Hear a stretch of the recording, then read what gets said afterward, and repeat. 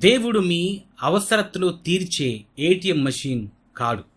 చాలామంది సమస్య వచ్చినప్పుడే దేవుని గుర్తు చేసుకుంటా. డబ్బు కావాలి, ఉద్యోగం కావాలి, ఆరోగ్యం కావాలి, అప్పుడు మాత్రమే ప్రార్థన చేస్తా. సమస్య తీరిపోతే దేవుణ్ణి మర్చిపోతారు. కానీ బైబిల్ చెప్తుంది, మొదటి దేవుని రాజ్యాన్ని, ఆయన నీతిని వెదకండి. దేవుడు మన కోరికలు తీర్చడానికి మాత్రమే లేడు, ఆయన మన జీవితానికి ప్రభువు. మన ఆరాధన, మన విధేయత, మన ప్రేమ ఆయనకి చెందాలి.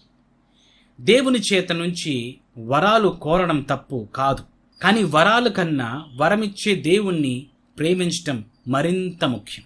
గుర్తుంచుకోండి, దేవుడు ఏటీఎం మెషిన్ కాడు, ఆయన మీ జీవితానికి ప్రభువు.